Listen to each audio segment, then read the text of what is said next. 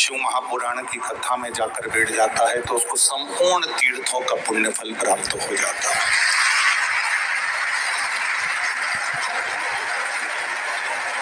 संपूर्ण तीर्थों का फल उसको प्राप्त हो जाता है।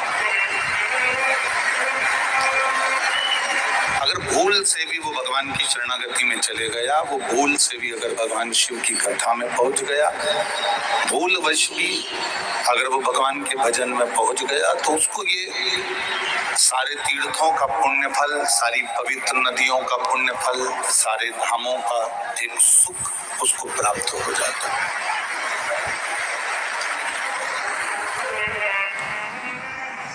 कल किसी माता ने एक प्रश्न किया था,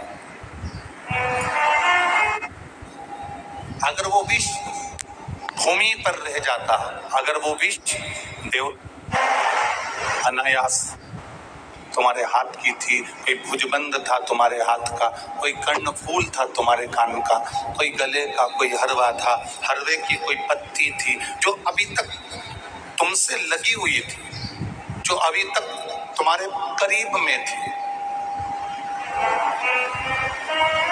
जो अभी तक तुम्हारे पास में थी, में थोड़ी सी अगर गलती होगी तो सबसे बड़ी गलती तुम्हारी जिंदगी में तुमने भी करी होगी। इसलिए हम दूसरे में दोष देखें उससे पहले मनुष्य अपने में दोष देखे, हम दूसरे में अवगुण देखें उससे पहले मनुष्य अपने में अवगुण देखे, हम दूसरे पर कटाक्ष करें, हम दूसरे पर अपशब्द कहें उससे पहले मनुष्य अपने भीतर झांक कर देखे, क्या मैंने जिंदगी में कोई गलत कार्य नहीं करा, क्या मैंने जिंदगी में कभी झूठ नहीं बोला, क्या मैंने जिंदगी में कभी अपशब्द नहीं कहा, मैंने कभी जिंदगी में किसी का दिल नहीं दुखाया, मैंने जिंदगी में किसी को ताना नहीं दिया, मैंने जिंदगी में किसी को आड़ा टेढ़ा नहीं कहा। ये हमारे भीतर के अवगुणों को हमें देखना।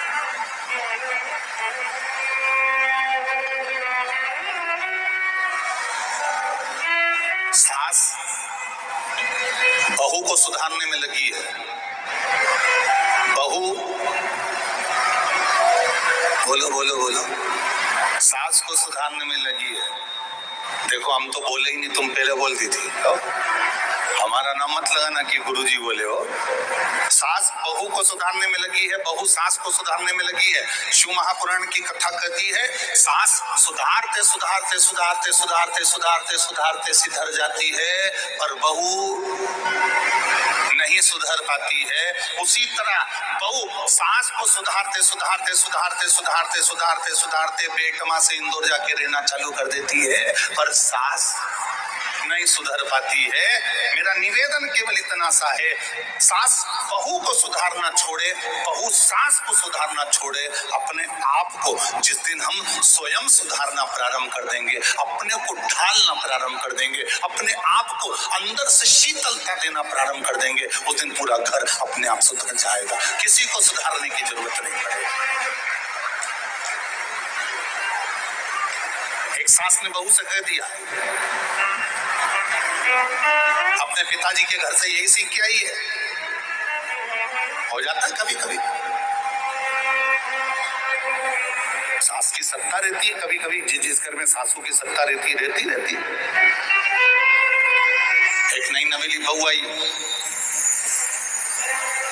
सास ने उसको समझा दिया, बेटा देख मेरे अनुकूल चलना, मेरे अनुसार चलना, मैं जैसे क्यों वैसा करना, मेरे अनुसार चलना, मेरे से ज्यादा मुंह मिलाना मत और मेरे से आड़ा टेढ़ा जाना मत, तो समझ ले मेरे को। बहू ने कह दिया जी मम्मी बिल्कुल आपके कहने पे चलूंगी। अब एक दिन सास कहीं गई हुई थी पड़ोस में मिलने के लिए, इतनी देर में कोई बाबा आ गया, भिक्षुक आ गया, कोई संत आ गया भिक्षा मांगने, माता भिक्षाम देई, माता भिक्षाम देई, माता भिक्षाम देई। अंदर से बहू निकल कर आई और आकर बोली, देखो बाबा जी हमारे यहाँ भी कोई है नहीं, आप यहाँ से जाओ, हमारे यहाँ कोई है नहीं, मैं आपको भिक्षा नहीं दे सकती, आप यहाँ से चले जाओ। संत गया, साधु गया, वो पड़ोस में पहुंच गया, पड़ोस में जाकर आवाज लगाई, माता भिक्षाम देही, माता भिक्षाम देही। जैसी आवाज लगाई वैसी जो दरवाजे पर बैठी थी इसकी सास भी बैठी थी और पड़ोसन की सास भी बैठी थी। पड़ोस वाली सास ने सुना और सुनते सी अपनी बहू को आवाज लगाया, बेटा अंदर रोटी रखी हो तो संत को दे दे। बहू ने आकर रोटी दी, इतने में सास ने बाबा से पूछा, बाबा ये बताओ पास वाले मकान में भी गए थे क्या? हाँ माँ गया था। फिर वहां एक बहू मिली थी, उस बहू ने कह दिया हमारे यहाँ कुछ नहीं है, हमारी सास नहीं है, घर में कोई है नहीं, तुम तो जाओ अभी यहाँ से। अच्छा ऐसा बोली, चल तो जरा बाबा चल। और बाबा का हाथ पकड़ के डोकरी बूढ़ी माँ सास घर ले गई। आवाज लगाया बाबा को खड़ा कर, बहू बहू। बहू दौड़ के आई, हाँ माँ ये बाबा आया था? हाँ। किसने भिक्षा मांगी थी? हाँ। तूने क्या किया? अभी हमारे यहाँ कोई है नहीं, सास नहीं है, घर में कोई है नहीं, बाबा अभी तुम जाओ। तू कहने वाली कौन होती है? बाबा को ये बोलने वाली तू होती कौन है कि तुम दरवाजे से जाओ? घर की मालकिन कौन? सासू जी आप। घर की सेठानी कौन? सासू जी आप। तो मना भी कौन करेगा? बीमारी लग गई, पूरा शरीर टपक रहा है, गिर रहा है, पूरा शरीर टपक रहा है, गिर रहा है, बड़ी भयंकर बीमारी, गल गल कर शरीर नीचे गिर रहा था। राजा ने सारे वेदों को दिखाया, सारे डॉक्टरों को दिखाया, पर राजा का शरीर ठीक नहीं हुआ।